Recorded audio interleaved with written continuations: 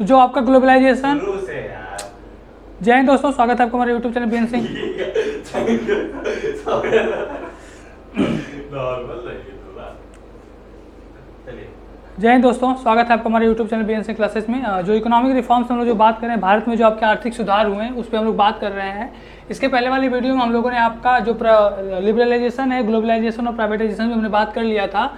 अब देखिए 1991 के अंतर्गत ये आपके रिफॉर्म्स हुए थे। 1991 में कोई प्रपोजल या कोई डिक्लेरेशन ऐसा नहीं किया गया था कि हम इसके ऐसे आर्थिक रिफॉर्म्स करने वाले हैं, ठीक है। बात के समय में क्या किया गया कि इससे आपका मतलब अलग अलग इसको जनरेशन में बांट दिया गया। तो देखिए लगभग आपके 3 जनरेशन्स कंप्लीट हो चुके हैं, चौथे जनरेशन पे आपका काम चल रहा है। तो इसको हम लोग अलग अलग first generation reforms, second generation reforms और थर्ड जनरेशन रिफॉर्म्स अलग अलग वीडियो में हम लोग बात करेंगे। आज हम लोग बात करेंगे फर्स्ट जनरेशन रिफॉर्म्स, यानी कि आपका प्रथम पीढ़ी का जो आपका रिफॉर्म्स हुआ था, ये आपका चला था 1991 से 2000 के बीच में, ठीक है। देखिए आपका जो फर्स्ट जनरेशन रिफॉर्म था, पहली पीढ़ी का जो रिफॉर्म्स था, इसके अंतर्गत बहुत चीज़ों को रिफॉर्म किया गया।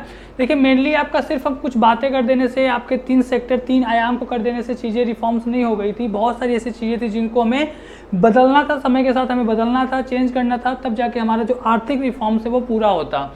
तो इसके अंतर्गत पहला आपका था कि जो आपका प्राइवेट सेक्टर था, जो आपका निजी क्षेत्र था, उसको प्रमोट करना, उसको आगे बढ़ाना, ठीक है। देखिए प्राइवेट सेक्टर को आगे बढ़ाने का मतलब है कि जो आपका रिजर्वेशन है, यानी उसको डी रिजर्वेशन करने का मतलब क्या होता है कि जो चीज़ों को रिजर्व कर दिया गया है कि सिर्फ यही लोग उसको यूज कर सकते हैं। जैसे हमने कल वाले वीडियो में हमने बात किया था कि कुछ ऐसे सेक्टर थे जहाँ पे सिर्फ गवर्नमेंट ही उसको मतलब कंट्रोल कर सकती थी, चला सकती थी। ऐसे चीज़ों को क्या किया गया कि डी रिजर्वेशन कर दिया गया, यानी कि उसको उस पर से जो रिस्ट्रिक्शंस थे जो उस पर वो हटा दिया गया। इसके अलावा हमने बात किया था कि लाइसेंसी राज कहा जाता था उस समय को, ठीक है। 91 के पहले लाइसेंसी राज का युग कहा जाता था। कोई भी चीज़ करना है उसके पहले हमें लाइसेंस बनाने की ज़रूरत थी, तो डी लाइसेंसिंग किया गया, यानी कि आपका जो लाइसेंसी राज था उसको ख़त्म कर दिया गया, ठीक है। अगला है of the industries and the abolition of the MRTP। जो आपका जो ये एक्ट था MRTP, monopolistic and restriction trade practice under act, ठीक है। इसका जो होता है एकाधिकार और प्रतिबंधित जो आपके व्यापार प्रैक्टिस हो रहा था, इसको मतलब MRTP जो एक्ट था ये इसे ख़त्म कर दिया गया। इसके बदले में फेमा लाया गया, ठीक है, फॉरेन एक्सचेंज मैनेजमेंट एक्ट, ठीक है। दूसरा आपका था कि देखिए मेनली जो था, पहला तो प्रमोशन ऑफ प्राइवेट सेक्टर को आगे बढ़ाना, दूसरा जो पब्लिक सेक्टर था, जो आपका सार्वजनिक जो था वो उसको भी रिफॉर्म करना था, उसको भी हमें अलग से सही करना था। इसमें क्या हुआ कि सबसे पहले तो पब्लिक सेक्टर, जो आपको पता है कोई भी सरकारी चीज़ें होती हैं वो धीरे धीरे समय के साथ उनके ढुलबुल रवैया शुरू हो जाता है, और वो काम कैसे करते हैं आपको भी पता है। तो पब्लिक सेक्टर भी वैसे ही होते जा रहे थे, ठीक है।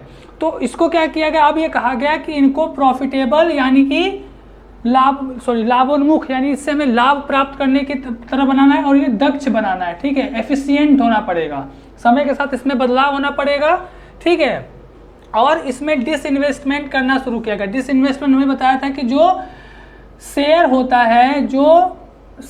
है उस कंपनी का या उस सेक्टर का, उसको गवर्नमेंट क्या करती है, जो अपना शेयर होता है उसका मतलब कह सकते हैं कि जो उसका पार्ट होता है उसको गवर्नमेंट सरेंडर कर देती है, यानी कि अपना जो शेयर होता है वो बेच देती है प्राइवेट सेक्टर को, ठीक है।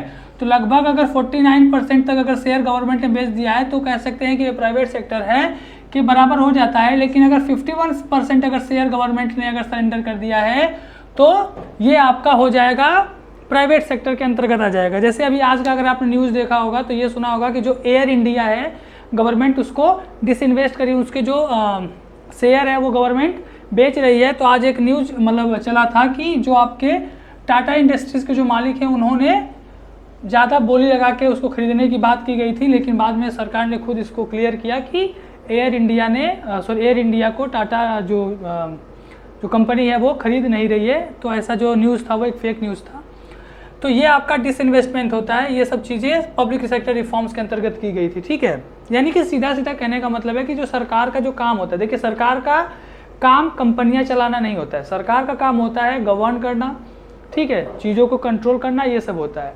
सरकार का काम कोई भी कंपनी चलाना नहीं होता है। तो यहाँ से सरकार का जो कंपनी चलाने वाला जो काम था वो धीरे धीरे यहाँ से कम होता है। डिसइन्वेस्टमेंट का मतलब होता है सरकार का कंट्रोल धीरे धीरे कंपनियों से हटना शुरू हो जाता है और जो ओनरशिप होती है वो शिफ्ट होने लगती है, ठीक है।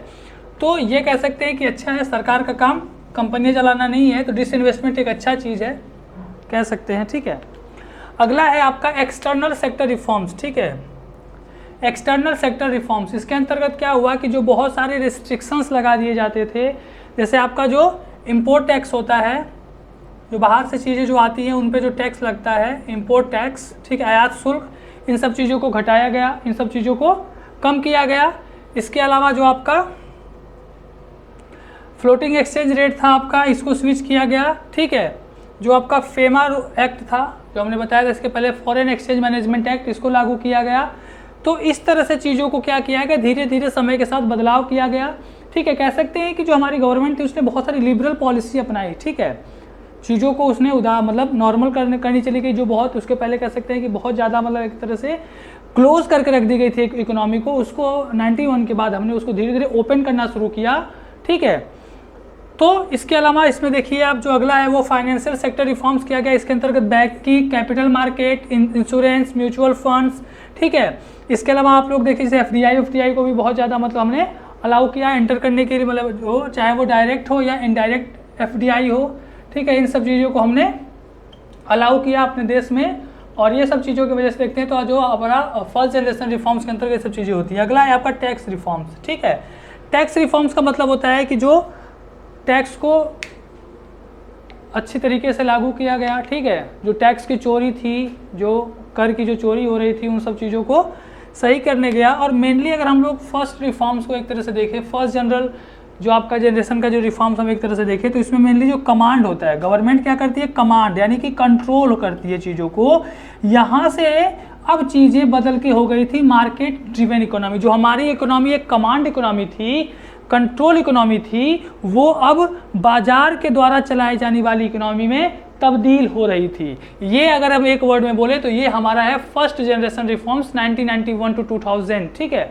अगले वीडियो में हम लोग सेकंड जनरेशन रिफॉर्म्स पे बात करेंगे। थैंक यू, जय हिंद।